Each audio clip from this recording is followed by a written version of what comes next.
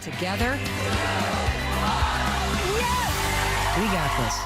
Porn addiction, the secret he kept since he was 12. Do you think you have a problem? He's hooked and asked for my help. The shocking confession before the show and why he stormed off the set. Today on Mel. Up next. For me to be accusing him of cheating and going through all that stuff. He is cheating. What are this man's qualifications? Excuse me? And later. There's going to be a lot more fights, arguing, anger, discussion. You know, at some point, what's probably going to happen is... I'm addicted to porn and I can't stop. I need help now. And I think the only way it's gonna stop is if I tell my girlfriend what's really going on. This secret is eating me up alive and I need it to end. That was Raul, who just told his girlfriend of 9 years that he's been addicted to pornography since he was 12. Joining us now is Dr. Robert Weiss, who specializes in sexual compulsion and digital age sex addiction. So, Dr. Weiss, you have been watching this whole time. Yeah. And you work with people that have an addiction to pornography. Day in and day out. And so what I want to know first is, based on what you know has transpired, this is a very raw situation, what are you seeing? Well, my heart goes out to both of you guys in different ways. Like, Sina, you're going to be grieving for a long time. Like, this is not the man you thought you were with. And, you know, for you, it's kind of like, well, if he's lying about this, then what else could he have been lying about? Something so fundamental, right? Well, I mean, going to, like, his mom's, they don't really have a good relationship. So for him to start going over, it was, like, weird. You know, you go visit for 20, 30 minutes, but for hours, it's different. And you're questioning now, like, when he went here, when he went there, what was he doing here? You're like, now, for a while, and I think things are going to be coming to you. Oh, yeah. And you know, for me to be accusing him of cheating and going through all that stuff. He is cheating, okay? He is, I'm sorry to say that. Hold on a sec, hold on.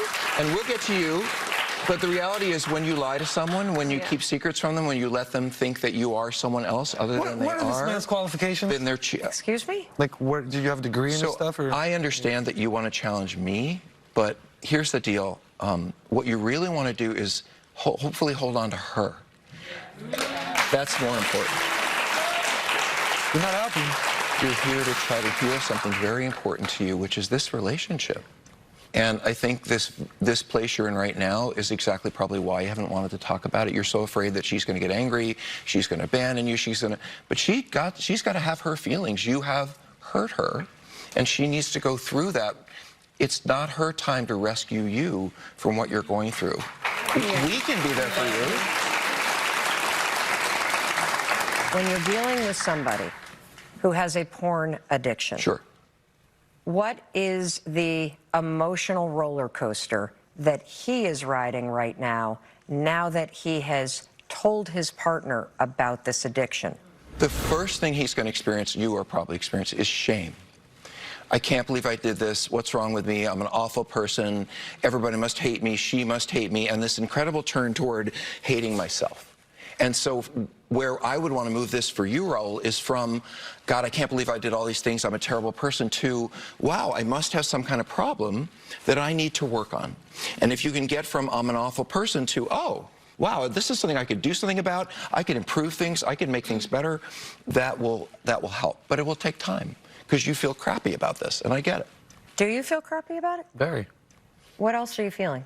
Just guilt. Guilt? After I do it, not while I'm doing it, obviously. But... What about right now? What are you feeling? It's a lot of different emotions. Probably, embarrassment. Yeah. Okay. Nervousness. Yep. What has it been like to hide this for so long? It feels like I'm living like a double life sometimes. It feels like I pretend to be somebody else. But it's not so bad if you can keep it inside your head, inside of this place. But now it's starting to spill out into, wow, this is how bad it is. Well, now. Yeah, but it's good that you did this, because now you guys have a chance to actually grow. I know that, Well, okay, well, let's stop right there. We're going to take a quick break, because here's what I want to know. What the heck do they do next? What's the step you need to take next? What does he need to do? What does she need to do? How do you move forward from something like this? We'll be right back. Up next. There's going to be a lot more fights, arguing, anger, discussion. You know, at some point, what's probably going to happen is... And later. So, Dr. Weiss, how the heck do we talk to our kids about this? I'm walking in the door. I have my 11-year-old. What the hell do I say to him to start this conversation? We're here with Raul, just told his girlfriend of 9 years that he's been addicted to porn since he was 12. Also with us is Dr. Robert Weiss, who specializes in sexual compulsion and digital age sex addictions. So where does this couple go from here? They're in a state of shock and shame. Well, the tendency for a couple like this would be to say, oh, let's kind of move away from this and forget it all happened and kind of bury themselves in some kind of connection if they wanted to run away from it. But the best thing they could do is each one of you to seek out support. You need support for changing your behavior and for feeling better about yourself, but she can't do that for you because she's angry and hurt, and you need support for having your trust broken and your heart broken and having relied on someone who's now let you down. And he has been the person you've probably turned to in the past for support. For everything. You're going to need other people now to support you. While you guys work through this, you're going to have to lean in other directions so you can work through this yourselves. Yeah, it's just the addiction part that bothers me the most. The lying. Also lying. Like I said, I don't judge anybody by watching porn. You do what you got to do, but it's different when you're in a relationship. The sex, everything is fine, perfect, but there's times where it was just like, oh, not right now. Oh, I gotta go to my mom's. And it's just like, now that I know he wasn't going to his mom's, it's like different. And it's like, okay, he threw me off to go do this. And, you know, it just changes a lot of things now. A lot of things. Trust, the lying, the selfishness of him. So, Raul, I want you to hear that. I know you didn't cheat with other women, but it feels to her the same way because it's a secret and her trust is broken. And so while it wasn't other women, and later on that might not feel as bad later, but at the moment, she's just hurting because you broke her heart. You didn't mean to. You were trying to hold on to her, but you broke her heart. And that's going to take a while. So talk to me about what the reality is for somebody who has had an addiction since they were 12 and what it's going to require if, in fact, he wants to get help, which I'm not sure you do. Well, let me say this. It's really early. Like, this man just had the courage to say this aloud to his partner in front of us. They're in an early part of a process. There's going to be a lot more fights, arguing, anger, discussion. You know, at some point, what's probably going to happen is... Okay. That's all right. I'm sorry. That's okay. I really do want you to understand that it's a grief issue for you. Yeah. He's not the guy. Wait, what did you say? It's a grief issue for her. It's a grief issue. This is a grief issue because who she thought he was, what she thought she had, what she thought they had together, it's all in question now. Yeah. And she can't just question the porn. Now she's got to question what else is he lying about. And it just throws everything into confusion for her. And she's right, you know, I don't know what you would have done in the relationship had he had the courage earlier, but I think you would have, you seem like a pretty compassionate woman. Yeah. I think if he told you 6 years ago, I'm struggling with this, you probably would have held his hand, gone to therapy, but now it's like you've been living together, working together, sort of an adult life toward kids and family and all that stuff, and now this. Yeah, we've been together, well, I've known him for 12 years, but together as a relationship for 9. And like I said, you know, we never hit anything, so this is like very shocking to me. Yeah, he's not cheating or anything, but I still feel like I'm being cheated on. You are being cheated on. And I'm being cheated on with porn. It doesn't matter because the lies. Well, hold on, I want to make sure you heard what he said, which is, in your medical position, it is cheating. She's been cheated on, absolutely. Cheating. So I define cheating in the digital age as the keeping of profound secrets in an intimate relationship. It doesn't matter whether you're spending money she doesn't know about or looking at porn. If you are consistently doing something and you're telling your partner, oh no, I would never do that, and then they find that kind of betrayal, that's what cheating is. It doesn't matter whether it's other women or porn or money. If you lie to your spouse, If you try to convince that person you love that white is blue and blue is red, and then you're cheating on them because you're trying to force them out of what they believe into something that makes sense for you. Yeah. Have couples that you've worked with worked through this? Interesting question. Many of the couples that are fairly new together, maybe a couple of years together, often don't, because a woman might say, you know, I'm not that far into this. It's been a couple of years. I can see kids and all that. I'm out of here. Oftentimes a woman who's been engaged or in a relationship that's gone on for a while, someone might say, well, we got a family, we got a life, maybe we'll try to work this out. So it often depends on the situation. And really, for you, it's going to depend on his willingness to show up and say, oh, yeah, I'll do whatever it takes to get better. Yeah. Because this defensiveness, while it makes sense in this moment, he's going to have to move past that if he's going to honor you and your relationship. Oh, yeah, he's going to have to prove to me that, you know, he will change, and if it doesn't, then we can't go on. But let me tell you one thing about addiction. Change is not anything he says to you. It's not about flowers or candy or I always loved you or you know, let's go on a vacation or wedding rings. It's about none of that. Yeah, no. Change is about, is he going to therapy? Is he going to support groups? Is he working on himself? That's how you know change is happening. I feel like also working on a relationship, because now this is just like, it threw everything off. And Well, the truth is now out there. Yeah. So the one thing that I know for sure is that you have the truth out there. And that is the most important thing. Yeah. Stay with us.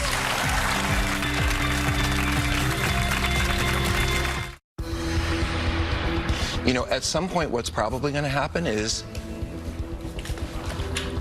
Okay. That's all right. That's it.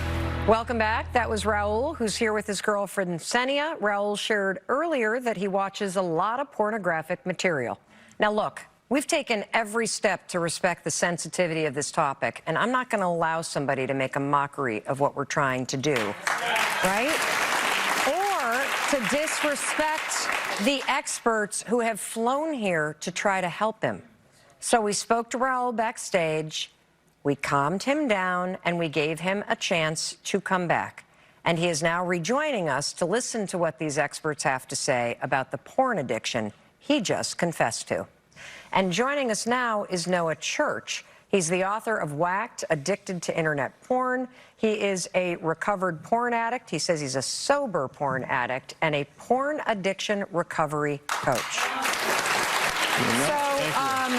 Noah, I want to go to you because I know you've been listening to this conversation. And what is it that you're observing and that you want to say to Raul? Well, Raul, you and I were very similar. We're both 30 years old. We both started using porn when we were kids. I was 9 or 10 when I first started using.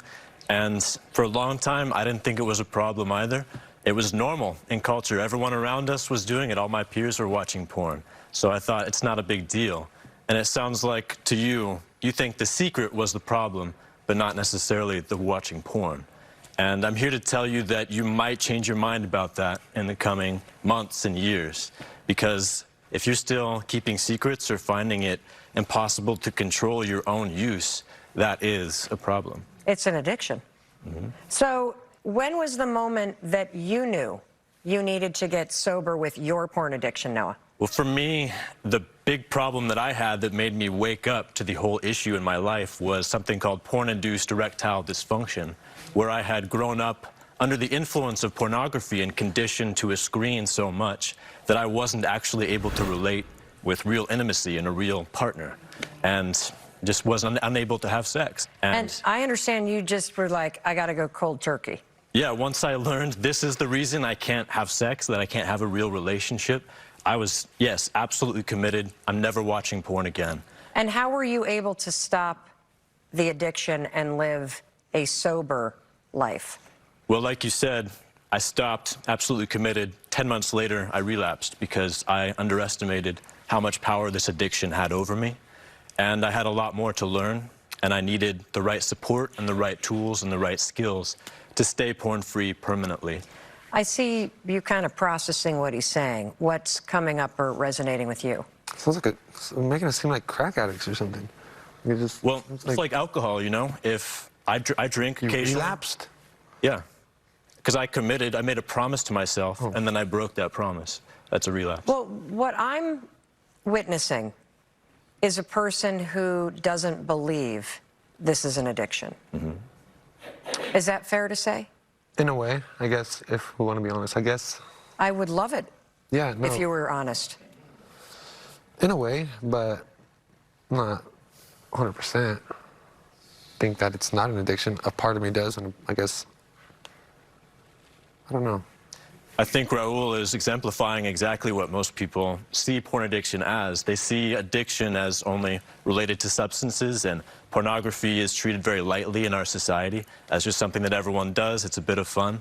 But we've known for a long time that gambling can become an addiction. And gaming. And now we're coming to understand that internet pornography can be very addictive as well, especially when people like you and I are exposed and start using when we're adolescents before we've ever really had a chance to have a real relationship. Well, when we come back, I have a million questions for both of these experts. Plus, do you know if your partner is watching porn? These are the 6 warning signs to look out for when we return.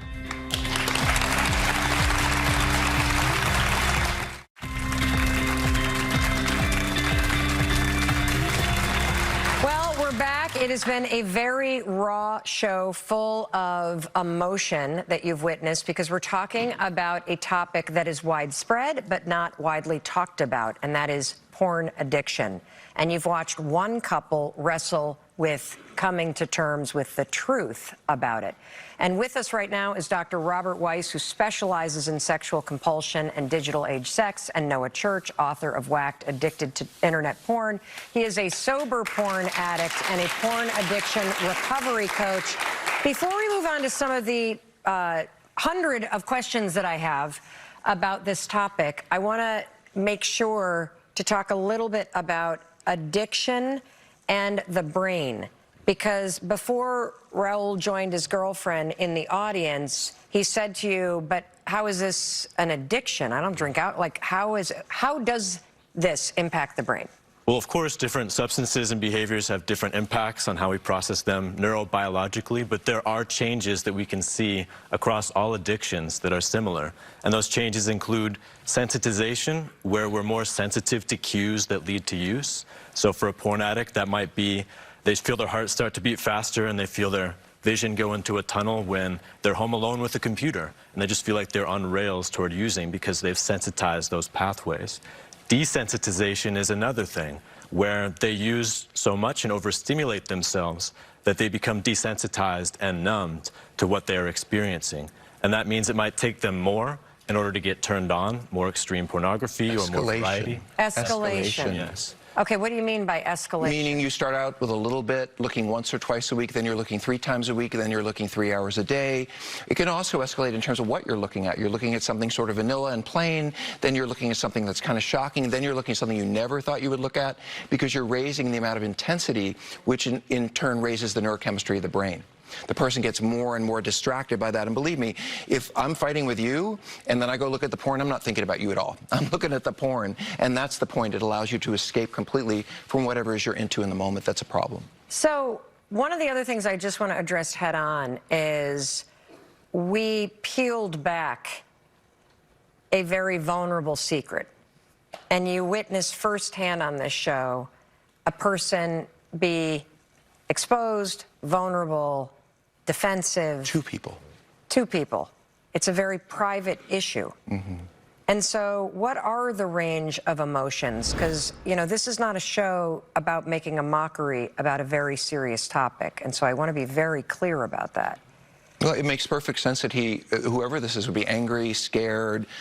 You know, if you peeled back the layers of who I've been pretending I am and show me who I really am in ways that I don't want to see, I might fight you too for a while.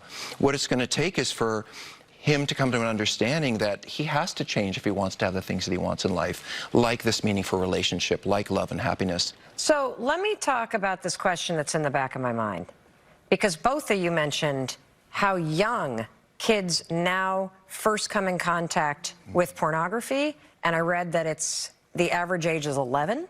That's right. And in many cases younger. How the heck do we talk to our kids about this? Well, when I was a child and I was being educated in school about the dangers of the world, I remember very clearly being educated about tobacco and why people use it, what effects it has on the body. and I saw all the negative effects it could have on me in the future. So I felt prepared for that going out into the world, and I was offered tobacco and said no. But no one ever educated me about the potential dangers of pornography.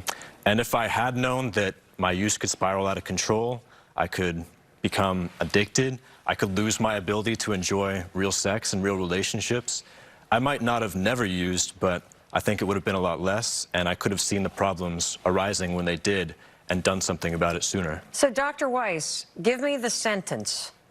I'm walking in the door. I have my 11-year-old. What the hell do I say to him to start this conversation? Well, I would start sooner than 11. Oh, okay. The earlier we can start with kids, the better. And there is, I think, a false idea, which is if you teach your kids about sex, they're going to want to have it. The truth is, if you want to protect your kids from the porn and as much of the damaging information they might get out there, you have to teach them early what's healthy and what isn't. That's right. That's right. So, what are the signs that your partner might be watching porn or watching it too much or watching it in secret? Well, it's that computer slam the minute someone walks in the door. It's that phone jerked away. No, you don't need to look at what I'm looking at. You know, it's that hidden moment where the spouse feels like, wait, what are you looking at? I don't understand why you're taking it away from me.